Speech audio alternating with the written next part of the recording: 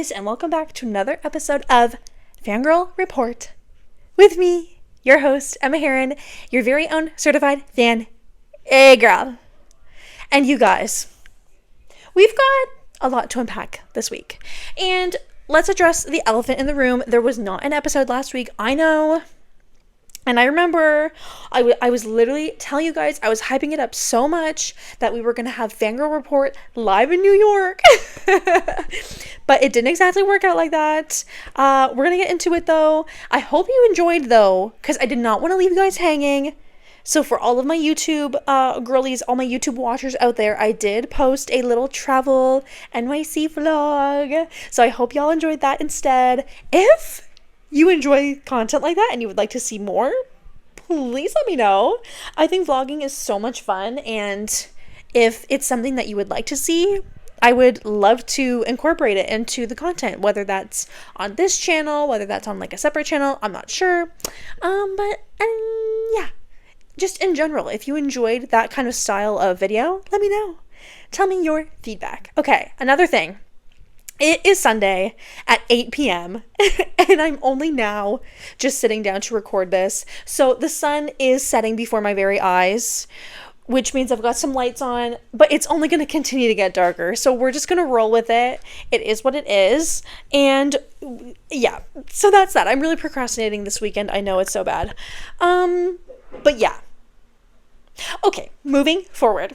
Let's just really get into it. So as far as life updates go, honestly, it's just NYC. NYC. Just got here this morning. I was literally singing that, guys, when I got into New York. I was singing it all weekend long. It was so good. But anyways, in terms of there being no episode last week, while we were in New York, I'm not even kidding you guys, we were so busy. It was so much fun. I had an absolute blast. I would go back in a heartbeat, but we were getting like 25,000 steps a day. Like, we were on it. So by the time we did get back to the hotel, like, we were asleep the moment we got in. So there just really wasn't a good time to sit down and film a little episode for you guys. So I'm very sorry we did not get Fangirl Report live from New York. Another time. And we're gonna get into the trip. I'm gonna give you guys the debrief, of course. I've got my cozies on, I've got my little sweatpants on. And we're gonna get right into it. So we went from Friday the 16th to Monday the 19th. We left very early Monday the 19th. So it was 2 full days, and then Friday was like our partial day. And it was so annoying because our plane ended up getting delayed 2 hours getting there. So there was only one thing we had to cut out of the schedule, which is MoMA. So I didn't get to go to MoMA this time, but that's fine. We'll just save it for next time. So we did have to cut that out, but we went for dinner, and we went to see... We went to see my first Broadway show. And you guys, I was not prepared for the level of production that goes into a Broadway show. I simply was not prepared for it. The production value is so high. It was freaking incredible. First of all, so we saw Book of Mormon, and it was fantastic. I loved it. And so as we were kind of getting into the theater, I was talking to my mom a little bit about it, and she talked to her coworker who has seen it before and had nothing but raving reviews to say about it. And anybody else that I've talked to who has seen it absolutely loved it. So I was so excited. We got cheap ass tickets. So there was 4 of us that were on the trip in total. And so we were in the very, very back, very top row of 4 seats at the dead back of the theater. And I had such a blast. Because the thing about Broadway, like, Broadway theaters are very small, but they're very tall. So you can fit a lot of people in, and even if you are at the dead back, you still get a perfect view of the stage. Like, it's not that far away because they're really tall rather than like wide, I guess. So no matter where you sit at a Broadway show, you're going to have a good view because that's kind of what they're made for, right? So it was so good. I couldn't believe it. And so the show starts, right? And like the orchestra does like the classic, like, that's like the tuning sound. And bitch, I teared up a little bit. Because I was just so thrilled to be there. I was so thrilled. And I have been a Broadway girl for a very long time. Like, I've always been kind of, well, I wouldn't say always, like, once I got into high school, I was very music oriented, very Broadway, very musical theater, and that's, like, high school is when I started getting into, like, actually participating in things like that. So this has been a long time coming. Like, I graduated high school, oh my god, I'm gonna have an existential crisis about this. I graduated in 2018. I don't want to talk about it. So I would have gone into high school at 2014. So around there was when I started getting introduced to musical theater and stuff. So this was a very long time coming. And like, I've seen smaller scale shows. Like, of course, there's like all the community theater, and like in Sarnia, they have their Imperial Theater where they put on shows. So I've seen shows there. I've seen shows, like I went to see Six the Musical in Toronto. I've seen like in Stratford, I saw like Mary Poppins in Stratford and stuff like that. And like, they were all so fantastic. Like, I've really genuinely loved every single show that I've seen. But like I said, nothing prepared me for the level of production that goes on at a Broadway show, which I'm not sure what I was expecting. I don't know why I didn't expect that level of production, but ooh, wow. The, oh god, I wish I remembered his name. The boy who played Elder Price. I don't remember his name, but he was wonderful.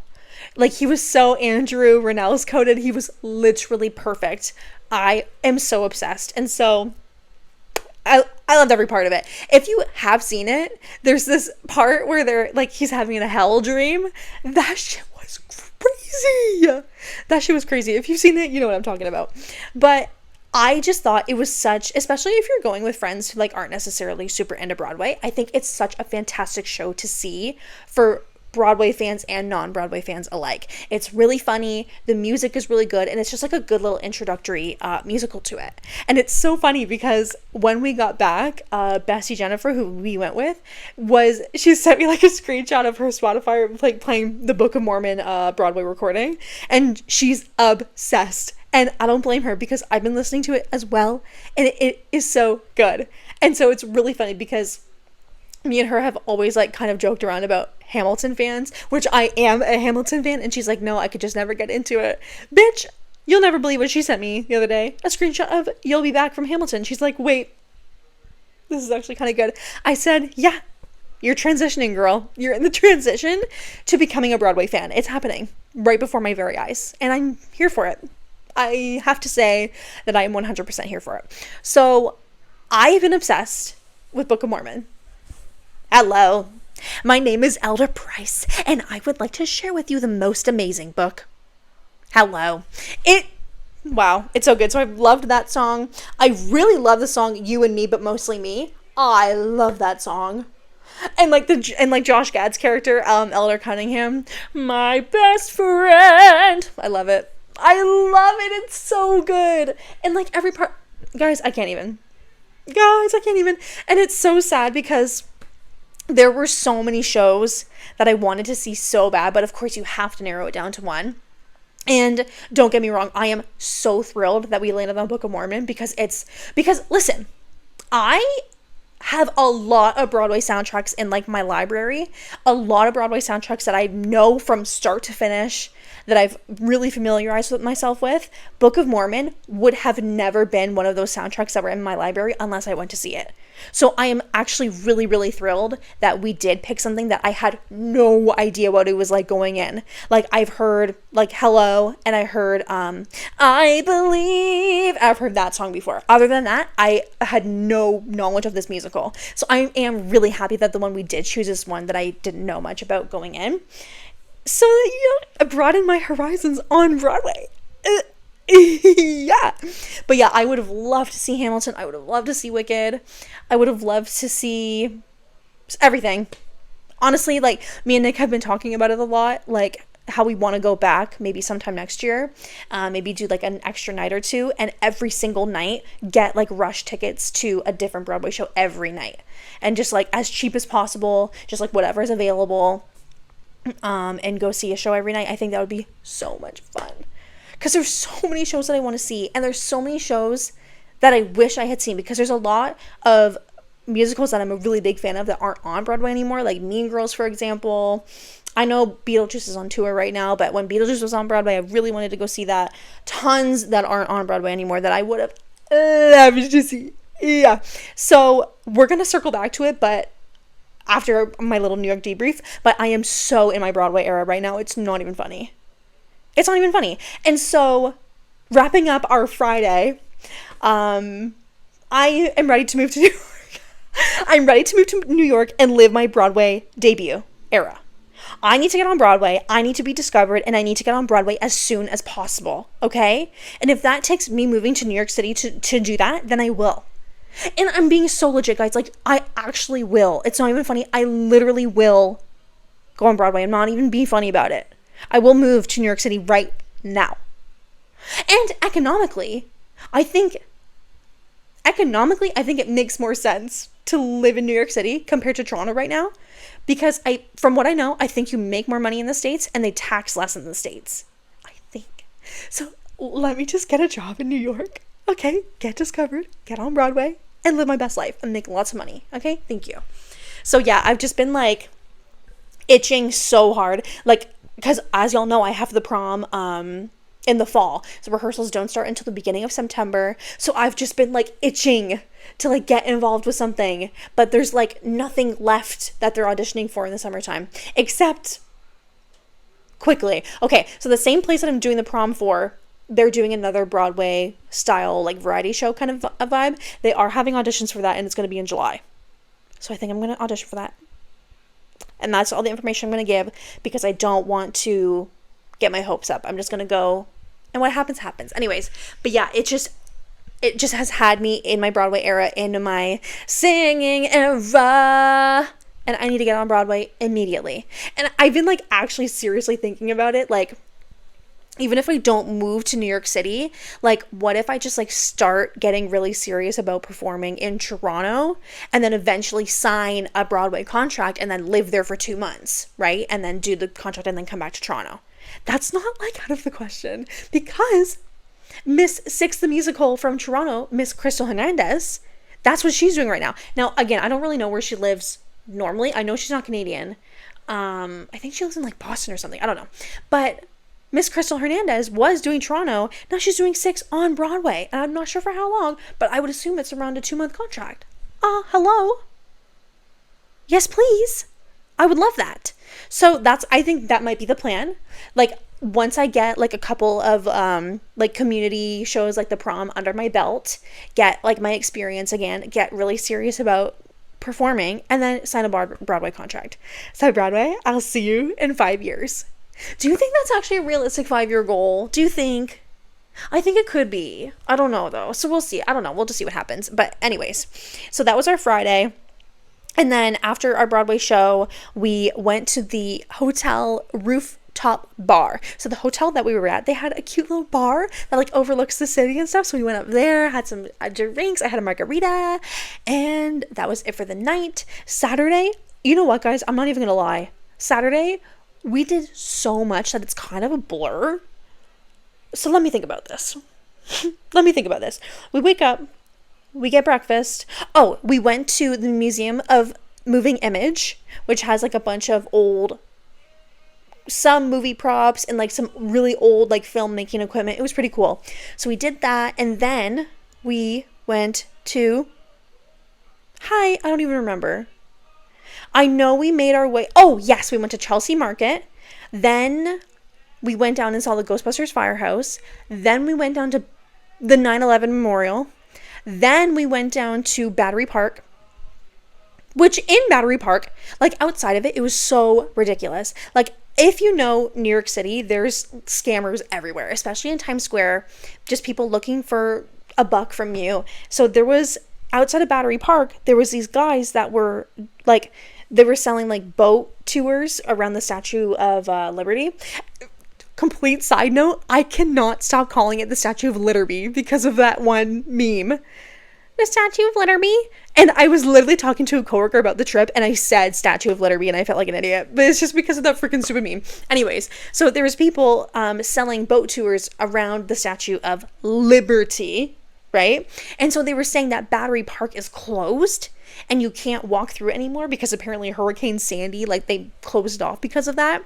So we were like, okay, whatever. So we just kept walking to a different park entrance, and it was literally open, and then there was a sign that said, beware of scammers.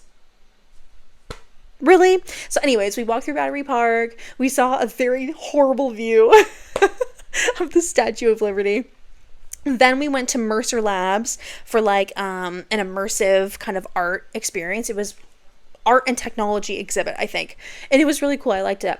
And then we walked past Trinity Church, where Alexander Hamilton is buried. And I think Eliza is buried there too. We didn't go in, but it was just really cool to walk past it.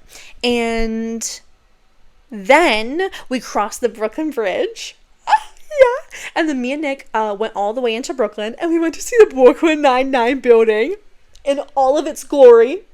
It was amazing. We literally stepped out of the subway station and walked down the street, and like glowing like a ray of light was the Brooklyn Nine-Nine like exterior of the precinct that they use in like the timestamps of the show. Wow, it was amazing. And I made a video and I took lots of pictures, and it was amazing. It was literally everything I could have dreamed of. That as well was a long time in the making, because I got into Brooklyn Nine-Nine in high school as well. And so that shit was my comfort show for so many years. So that was a long time in the making as well. I was so happy. And then me and Nick went to a Raising Cane's in Brooklyn. I love Raising Cane's. It's so good. It was my first time ever trying it. And I might have mentioned it on the pod before that I want to try it. It lived up to my expectations. It was really delicious. And I am a big fan of mayo, and I'm a big fan of mayo chup, which is mayonnaise and ketchup mixed together, and that's literally what the Raising Cane sauce is, which with maybe a couple extra added spices in there. Yeah, it was fantastic. I was obsessed, and we ended up having it again the next night because I didn't want anything else. Anyways, so I think we pretty much wrapped up our day there. So we went back to the hotel. I think maybe we did a couple other things that I don't freaking remember, because again, we walked 25,000 steps that day. It was something crazy like that. And then on Sunday, we wake up and we did Central Park, which a lot of it was really cute. And yeah. But if I'm being really honest, most of Central Park is really boring. Sorry. Most of it is really like freaking cute, and there's super cute bridges and stuff, and like the scenery is super nice, but like other than that, it's way kind of boring. Sorry. And so what else did we do on Sunday? The way I hardly remember. Oh yeah, we went into the Museum of Natural History for a little bit, and then we had lunch in Soho. Soho is so beautiful, you guys. It's so gorgeous. That is a really nice neighborhood, and Chelsea is a really nice neighborhood as well. And yeah. So speaking of moving to New York quickly, if I had infinite money and I could pick like 3 spots in New York to move to, I would live in Chelsea, I would live in Soho, and I would live in Brooklyn. I know Brooklyn is very broad in this, but I love Brooklyn. I just love the vibes there. I think it's so nice. I would live in Brooklyn 100%. Not anywhere in particular, just like anywhere. And then in Chelsea and in Soho. Again, if I had infinite money, because Chelsea and Soho are very nice neighborhoods. Yeah. And so we went to a couple of other shops in Soho, and then, bitch, the way that I don't even remember. I think after that, we honestly just went back to the hotel, and we had a pretty early day because we had to wake up at like 3:30 in the morning to get to the airport for a very early flight. That was kind of shitty, but it's fine. But overall, and then we had Raising Cane's again, like I said. And yeah, other than that, that was pretty much it. And then we went back to Toronto the next morning, and since Monday was a holiday for Canadians, we had all day to just sleep and chill and rot in bed. It was really quite a nice trip. I had so much fun, and yes, I would move to New York City. I really would. Listen, like, I really do like love the life that I have right now in Toronto, but like, if the circumstances were right, I would pack up everything and move to New York City. I absolutely would. Like, you know, I've seen a couple of TikToks talking about it where it's like there's just one place that like either calls to you, or like one place that you just like feel really at home at. New York City is one of those places for me. I would love to live there. And I know like New York absolutely has its pros and it has its cons. There's a lot of kind of shitty things about New York, but I feel like if you kind of pick the right area and just avoid the bad areas, I think there's absolutely nothing wrong with it, and I would do it so fast. So that's that.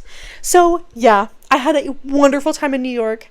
Go watch the vlog on my YouTube if you haven't already, if you would like a little taste of what we were up to. And yeah, it was so fabulous. And I can't wait to go back at some point. Yeah. And so, oh my God. So Broadway. That leads me back to Broadway, which I'm just like so in my Broadway era right now. Like, I can't stop listening to it. And there's one musical, Death Becomes Her, that's getting really popular. And I keep seeing like these lip syncing videos on TikTok. I'm so entertained by them and I will watch every single one. And there's that one sound where, what is it? She stole my life. She made me cuckoo. She's why I spent 4 years locked in that health spa. Wow, I clearly know the words really well. But that one where it's like, she stole my life. She made me cuckoo. I love it. I'm obsessed. And yeah, and we walked past the theater a couple of times for that show. It looks really good. And you know what? I'm so upset because literally, I think it was like maybe Friday, they did, and okay, the Hamilton girls are gonna know, when they do Ham for Ham, or they go outside of the Richard Rogers Theater, the Hamilton Theater, and they'll have like all these people come and sing outside of the theater. We missed that, and I'm really upset about it. Why could they not have done that the weekend we were there? So the girls, the two main girls in Death Becomes Her, sang it. Where they were, that was rude. That was really fucking rude. What an iconic musical. And it's like totally blowing up on TikTok where all these really iconic moments are on it. So I'm going to need to go back and I'm going to go need to see that before it goes away. Because I'll regret it. I know it. And I haven't listened to the full soundtrack yet, but it is on my to-do list for sure. So yeah, that's that. I'm completely in my Broadway era right now, listening to Book of Mormon nonstop and listening to all of my favorites nonstop. And for my upcoming audition, I need to have 2 songs ready, and I have no clue what I'm gonna do. I'm thinking maybe Requiem from Dear Evan Hansen, because that's a very easy belting song for me. But other than that, I don't know. Maybe I will listen to Death Becomes Her all the way through, and maybe something will speak to me from there. Yeah, I'm thinking so. So yeah, that's that. So one of the things I'm fangirling about this week, Broadway. Always. Broadway is one of those things where I'm always going to come back to Broadway. That's just, it is what it is. And another thing that I'm so sad about, because I'm kind of late for it, is Thunderbolts. So the Tuesday before we left for New York. So this would have been the 12th, maybe? I don't know. Something like that. The Tuesday before we left, me and Bestie Karina, who was on the pod, if you missed her episode, go back and watch it. We went together to see Thunderbolts. Guys, I hate to say it. I think Marvel's back. Sorry about it. I think Marvel is back. I actually really, really enjoy Thunderbolts. First of all, Bucky Barnes on a motorcycle with his long hair. Need I say more? I don't think so. And so the moment that, oh, girl. See, okay, I don't know about you guys. Ever since I've been a Marvel girl, every time I go see a Marvel movie in the theaters, whoever I am seeing it with, when something exciting happens, I'm going to be fucking assaulting them next to me, whacking them on the shoulder, being like, oh my God, are you seeing what I'm seeing right now? Okay? And so when Bucky Barnes comes out of the fucking smoke on his motorcycle and sunglasses on, Bestie Karina matched the energy. She matched my energy, and we were thirsting over Mr. Bucky Barnes. Yeah, we were. And so overall, I really enjoyed it. It was really funny. And as far as like the villain goes for this movie, it was a lot different than Marvel normally does. And it was very almost psychological. It was almost like, it was definitely touching on a lot of mental health, which I thought was really interesting for Marvel, but I really liked it. And Bob, hi, Bob, you're everything, and I love you. So it was really entertaining. Florence Pugh was, as always, magnificent in this movie. And if you guys haven't seen it, I'm going to be talking about it a little bit, but I don't think it's much to be, like, no really spoiler warnings, I don't think. Just watch at your own risk. Thank you so much. Florence Pugh, when she was on the streets of freaking New York with her dad, and she goes, Daddy, I'm so alone. Bitch, girl, tugging on my heartstrings a little bit. But yeah, she was fantastic. I love Florence Pugh. And girl, she looked good. Sorry, she looked magnificent in this movie. The freaking slicked back blonde moment, she looked good, okay? And then her and Bucky Barnes, Mr. Sebastian Stan, together? Girl, what are you doing to me? What are you doing to me? So yeah, Thunderbolts was really excellent.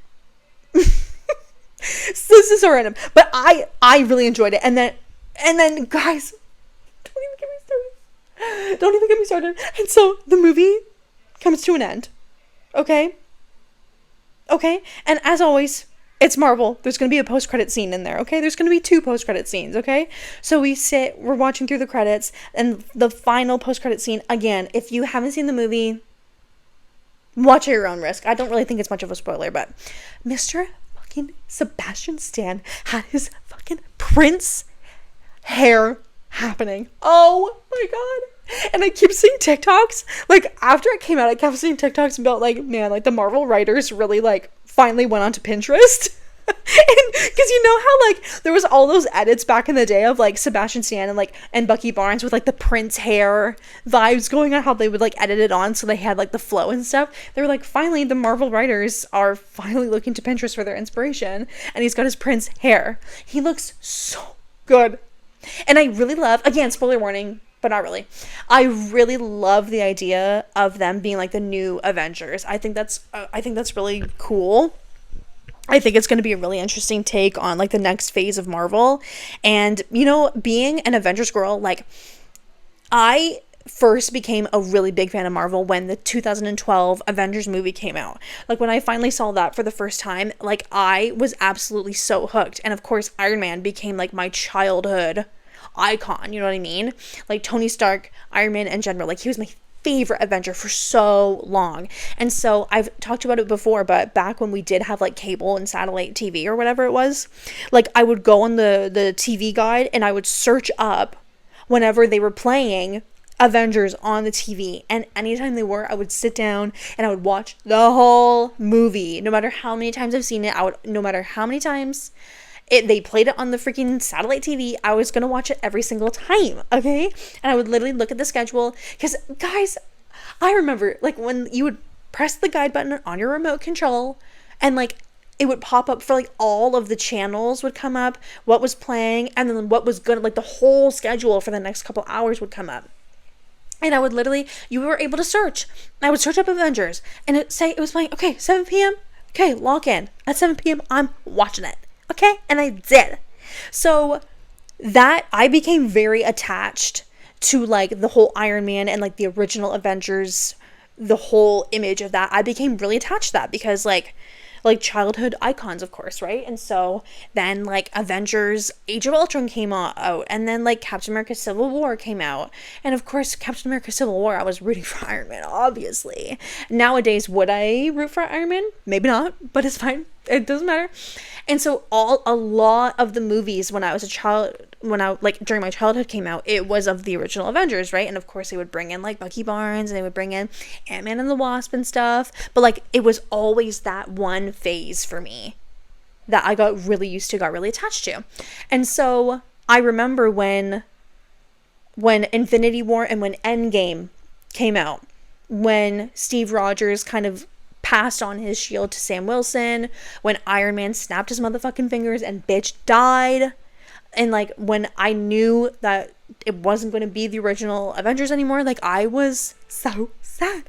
Like, I remember, like, my mom will tell you, because I went to see Endgame with her in theaters for the first time, and so the moment when Iron Man was dying, I was pissed. And so my mom, like, she would look over at me, and this is what she saw. I was like, pouting, bitch, pouting in the seat, watching Iron Man die. I'm like, you're kidding me, you're killing off Iron Man. Oh, so you're killing off my childhood hero. Oh, okay, I see how it is. Yeah, I see how it is. Thank you so much. That's so kind of you.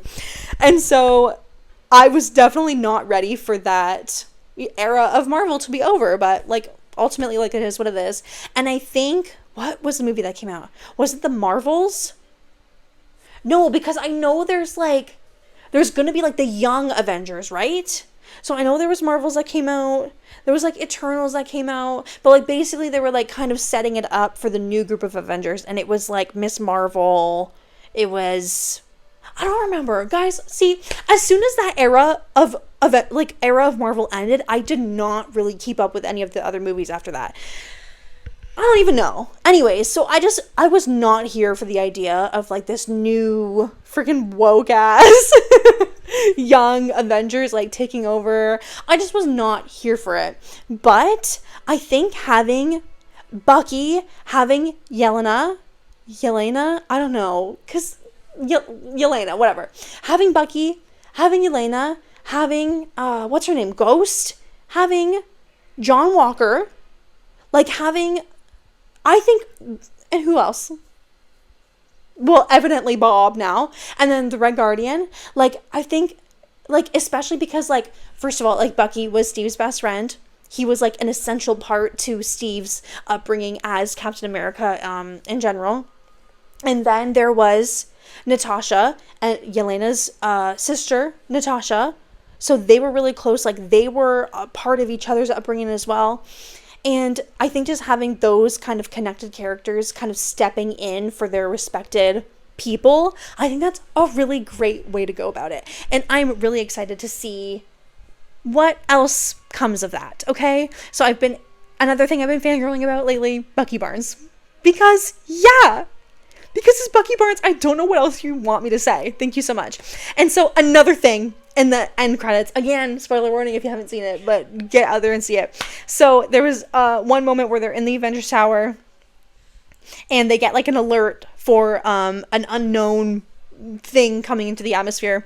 And I knew it was going to be a Fantastic Four little cliffhanger. And of course, it was a rocket ship, and then it turns a little bit, and bitch, the freaking Fantastic Four logo was on it. And I said, yeah, Pedro Pascal was on that ship.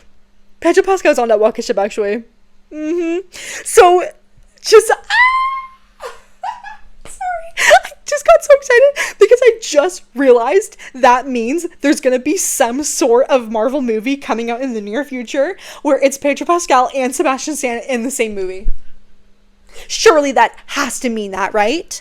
Because they're like the new Avengers in the Avengers Tower. They get the freaking alert that the Fantastic Four are coming in. Surely that means that Sebastian Stan and Pedro Pascal, my two husbands, are going to be on screen together. Oh my god, yes please. Yes please, that would be wonderful. Oh my god, I really hope so. I can't believe I just came to that conclusion. It's so funny because I was watching the end credit scene and I kept saying to Karina, I'm like, it's going to be Fantastic Four. They're going to tease Fantastic Four, 100%. Which means they're teasing Pedro Pascal at the same time. Yeah. I'm very excited. I'm very excited for Fantastic Four to come out. I think that one's going to be really good. And like the whole kind of like, what is it, 60s, 50s kind of vibe for that movie. I think that one's going to be another one where it's like Marvel is back kind of vibe. I really think it's going to be good. I'm excited for it. And it's Pedro Pascal. So like, what else do you want from me? So I'm really, really excited for that to come out. I wouldn't say I'm excited for Doomsday. I'm very interested to see how that's going to go. A lot of really big names in that movie. Freaking Tom Hiddleston's going to be in that movie, which I'm hoping means that Sylvie's going to be in it too. I really hope so. That'd be really awesome. But it seems like it's going to be a big one. I'm not sure how I'm going to feel about Robert Downey Jr. coming back as Dr. Doom. As soon as that was announced, I was like, really? Like, I don't know. That kind of ruins it for me. Especially because, like, Iron Man dying and Iron Man sacrificing his life to bring back all of the people from the blip, that was such a huge moment. And I feel like RDJ coming back as Dr. Doom just kind of ruins that for me in a way. Because it's like RDJ was... you know what I mean? Like, why would you kill him off in such a way just to bring RDJ... Holy moly, I'm having a stroke. RDJ, that's what it is. Why am I second guessing myself? But just to bring him back as a new face and something so big and something so different, I don't know how I'm going to feel about it. Sorry, I don't know how I'm going to feel about it. So we'll see. I'm not sure. I think it's going to be good, but ultimately, We'll see, but I'm very excited. It's gonna be very nice to see Tom Hiddleston back and Pedro Pascal and RDJ in the same room, the two zaddies. I can get behind that, I think. I think I can actually get behind that. Thank you so much. So yeah. So Sebastian Stan fangirling about. And speaking of Pedro Pascal, I still have not seen episode 2 of The Last of Us. I have not watched the dying episode. I have not watched any episode after that. However, I've been seeing all the clips on TikTok, so I feel like I am pretty well caught up on what's happening. So Joel dies, and then from what I understand, it's a lot of flashback scenes from like Ellie's 16th birthday, Ellie's 18th birthday, and stuff like that. So I've seen like the dinosaur clip. I've seen the freaking clip where Joel comes into the room. It's like, hey kiddo, and he's got the dad stance. Oh, have I seen that? Oh, have I seen that clip? So I know that. And then I just saw on TikTok, hey, so I'll cry about it actually, of the clip of Joel singing and playing guitar. And it's really funny because growing up, and still, but growing up, my parents were huge fans of Eddie Vedder and fans of Pearl Jam. And so if you know, in the game, they use Future Days by Pearl Jam, where it's like, if I ever were to lose you, I'd surely lose myself. So I've been very known about that song, and I know so much Pearl Jam just because like that was such a childhood staple for me. And so it's Tell Me Why I see a clip of Pedro Pascal singing that song on my For You page and playing guitar. Hey, so I'll cry right now, actually. Hey, so I'll cry. And Ellie she was just so happy to be like watching him do something that he worked on like that. Are you kidding me? So yeah, I do not have the heart to like actually watch the episodes. Will I watch the clips? Yeah, I will. But yeah, I just have not had the heart to actually sit down and like watch the episodes. I just can't do it, you guys. I'm sorry. I don't care if that makes me a fake fan. Sorry about it. That just is what it is. But yeah, always fangirling about Pedro Pascal, guys. That is not new. And Pedro, hey girl, take a break. You're in so many things. Is Freaky Tales out? I think Freaky Tales is out. I have not watched that. And I need to. If it's out, I need to get on that. And The Materialist, I'm very excited for. And the photo shoot that just came out with Chris Evans, Pedro Pascal, and Dakota Johnson. Yeah, that photo shoot was delicious. Thank you so much. Dakota Johnson, the woman that you are. God, what does it feel to be living my dream? Good Lord. So yeah, always fangirling about Pedro Pascal. That is absolutely nothing new. And yeah, so I'm really excited for Fantastic Four. I think that's going to be a really great movie. Excited for Materialist. What else? I still need to see The Uninvited. I know that movie was out on Prime for a little bit and then they took it down. So we're going to need to get on that. We need to get it up somewhere so that I can see the scene of him making out with that girl. Just for my own research purposes, of course. Thank you so much. But yeah. So, yeah, there's a lot going on in my head right now. So, we're fangirling over Broadway, of course. We're fangirling over Sebastian Stan and Bucky Barnes, of course. We're fangirling over Pedro Pascal, of course. Have not watched Last of Us. Have not read Onyx Storm. I'm still on chapter 10 of Onyx Storm. I don't know why. I just have no desire to pick up the book right now. It's horrible, I know, and I need to get on it. And I'll let y'all know when I do. Thank you so much. So, yeah, I think that's going to be about it for me. I know this was a little bit shorter than I typically do, but I think, for coming back, for getting back into the groove of it after New York, I think this was a wonderful episode. It was so nice to catch up with you guys, so nice to give you a little debrief of the trip, a little debrief of what it is I'm fangirling about, and we're going to need to get on the Broadway Discovering Me project. We're going to have to get on that, so yeah. And that's that. So if you haven't already, you guys, please subscribe to my YouTube channel. I would love to have you. If you are a listener over on Spotify or Apple Podcasts, rate my podcast 5 stars, would you? Thank you so much. And also come stop by the YouTube at some point, okay? I would love to see you there. And that's it. Follow me on Instagram, follow me on TikTok. And yeah, a lot of things I'm excited about recently, and I can't wait to get back into the groove with you guys with the pod. And so let me know what you guys are fangirling about right now. Let me know if you've seen Thunderbolts, and let me know what you thought about it. And I don't know, if you have any trips or anything that you're going on, let me know. I don't know. I feel like it's I'm like in a very travel mode right now, where I just want to go to so many places. So yeah, if you have any recent travel stories, or you're going anywhere soon, let me know. Chat with me, message me. Love to see your face. Anyways, that's going to be it for me. Thank you guys so much for joining me today, and I will see you next week. I'll fangirl with you next week. Bye-bye.